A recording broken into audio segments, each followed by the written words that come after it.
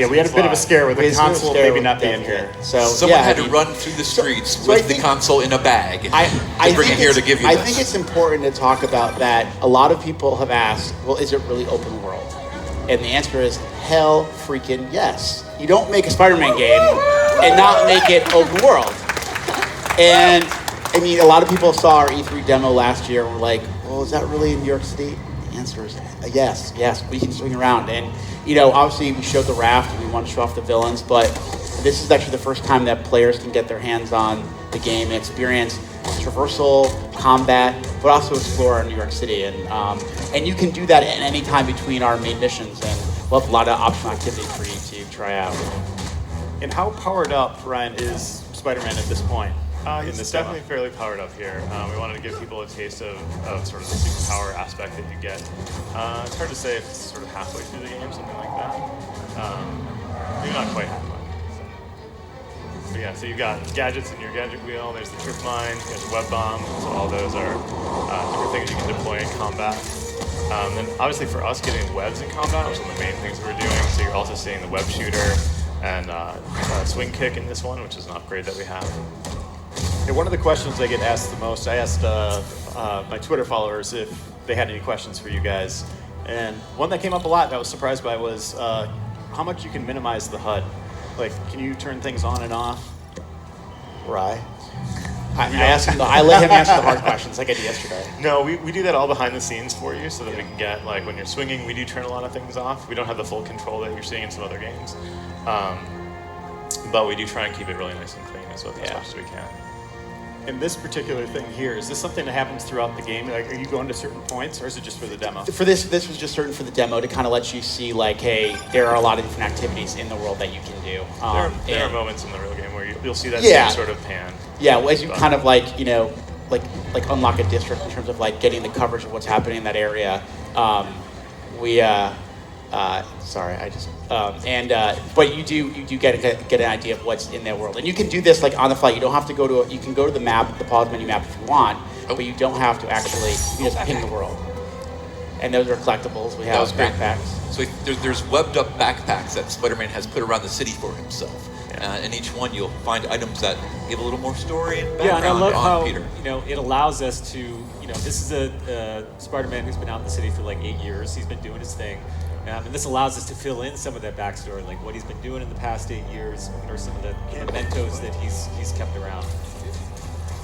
So this is another thing, you know, it's hard in an open world demo on stage to teach everybody everything, but there are moments where you actually can use stealth if you want to, and kind of thin the herd.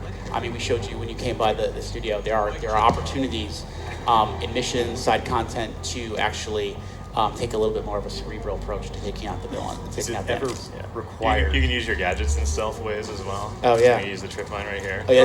This I think yes.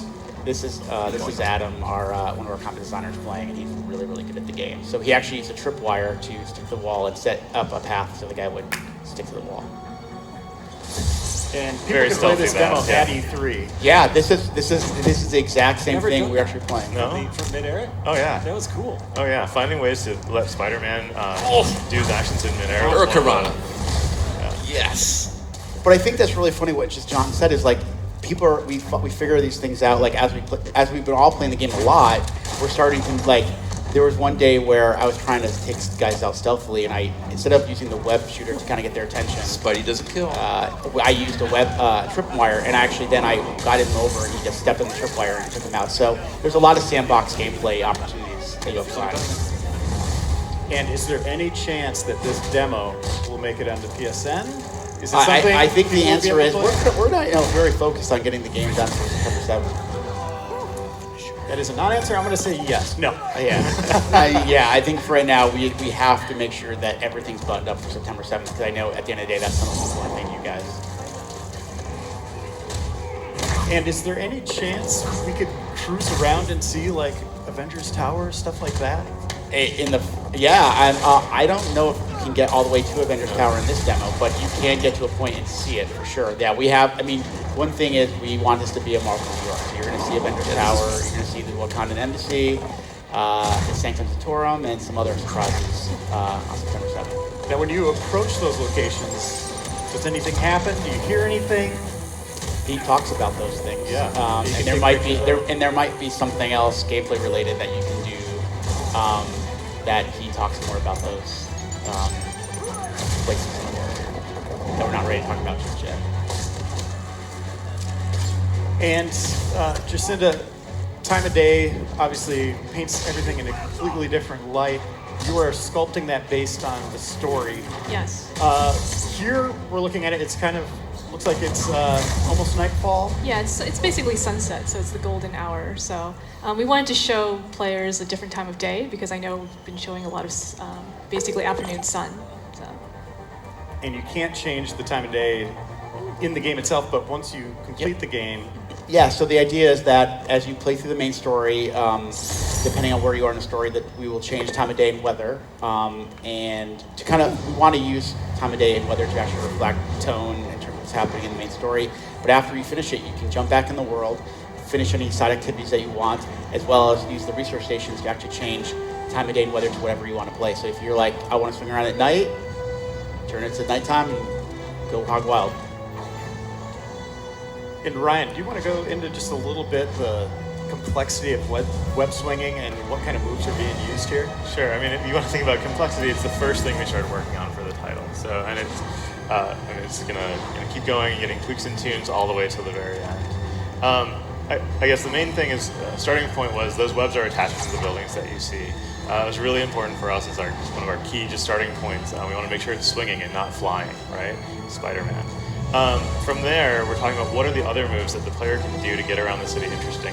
Obviously, you can run up these walls, and he's going straight. You have controllability on the walls. He's going to go all the way up to the top of this tower, I know it. And there's also sort of web moves you can go around. Here we go. Yeah, this is a nice shot. So there's the raft to the right, and then we have a Avenger Tower in the background. And that's a Marvel's testament New York.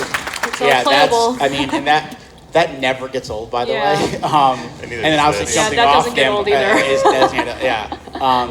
But I think that's a testament to our environment team, our designers who crafted this world, and we took, obviously, And our tech, who and our allows us tech. to- Oh my God, yeah. I mean, tech. this character goes twice as fast as our Sunset character, so I'm going to thank all of Insomniac just because it takes a whole team effort to really push open world. So we got this is a side activity or a Yep. crime that's going on.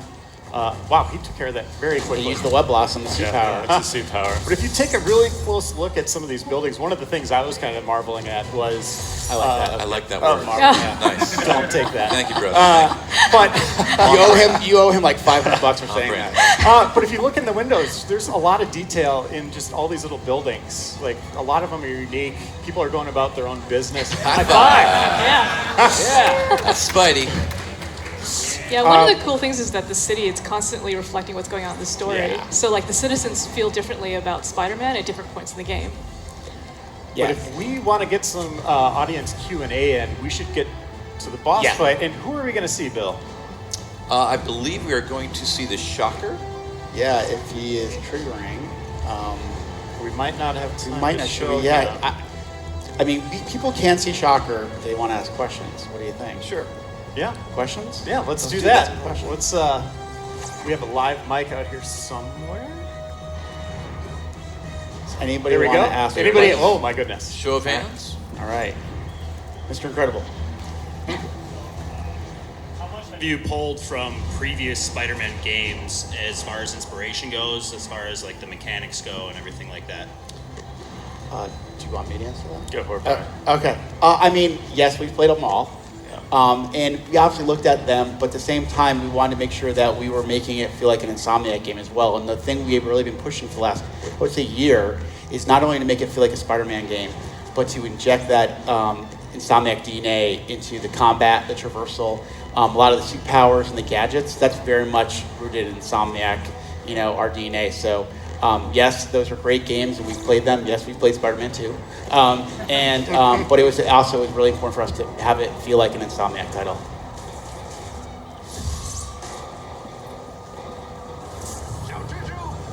How you doing? I was wondering, if you were to compare it to previous games you made, like your recent reboot to Ratchet and Clank and Sunset Overdrive, Which one of those two titles, because both of those titles are amazing with traversal, which one would you say influenced your traversal system in this the most, if at all?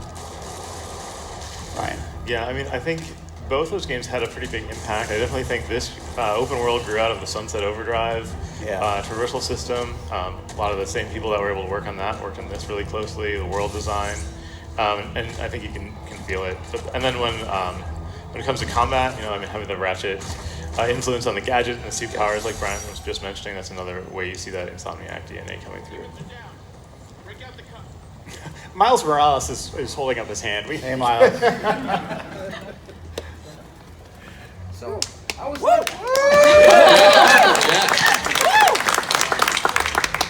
wondering, how hard is it to figure out the different suit powers? How challenging is that for each suit? Well, it's really hard, but I can tell you that's actually, I'm glad you asked that question because it's probably one of my favorite meetings I've ever had on this project. It was, there was a bunch of us from all different departments actually sitting there brainstorming for a few days, all the different suit powers, all the different gadgets. And that's a great example of Marvel letting us kind of flex the Insomniac muscles and letting us try things that maybe weren't exactly from the comics. Sure. And that's it. It's one of the things that makes Insomniac a really special place. It's a lot of people from a lot of different backgrounds in terms of disciplines getting in a room, brainstorming, and coming up with some really cool things like the Web Blossom.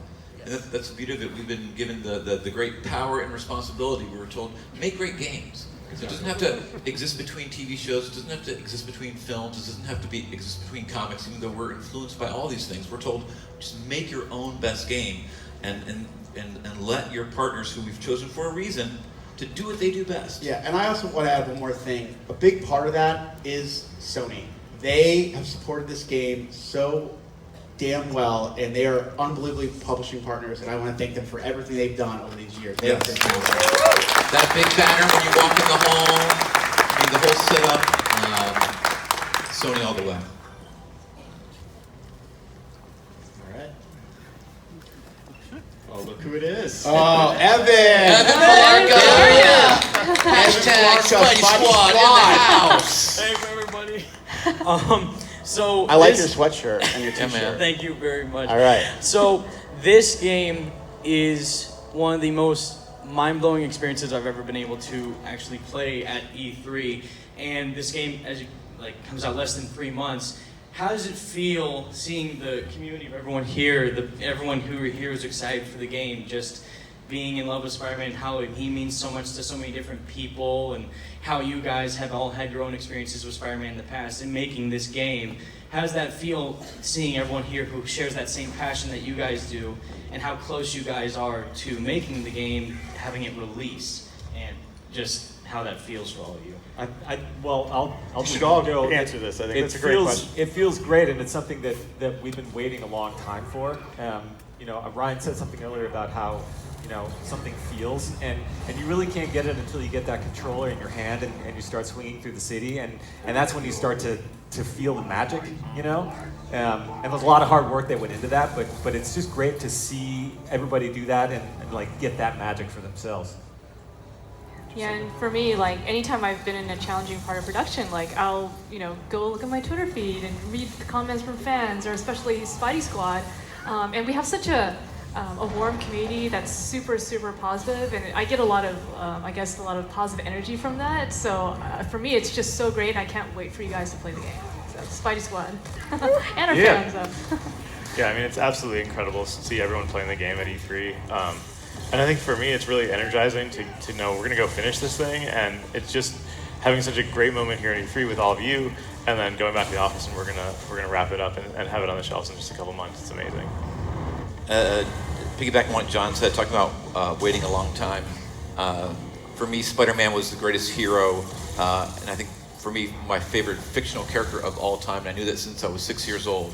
So I feel truly with this team behind it, the whole world will know and recognize what we all know, what we all grew up with, is that Spider-Man is the greatest character of all time. And he's going to inspire us and everyone to be greater. It's all thanks to them.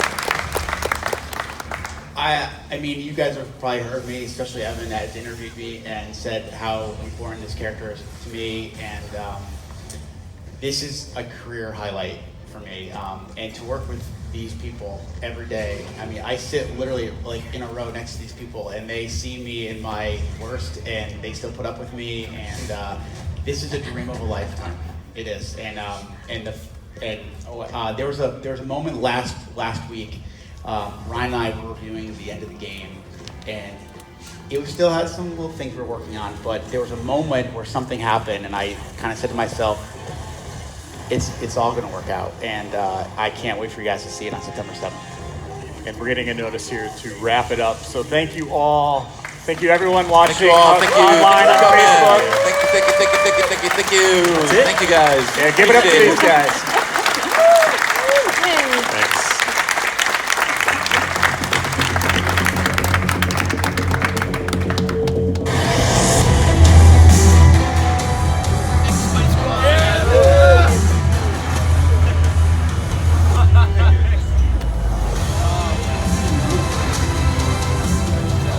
I don't feel so good at the start.